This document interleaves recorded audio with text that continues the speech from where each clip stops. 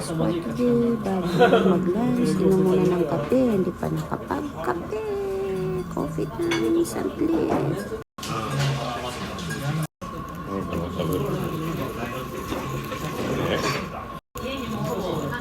Goma! Lalagay natin sa tonkatsu. Aming lunch for today is curry rice with ebi fry. Curry, ebi fry, and tonkatsu.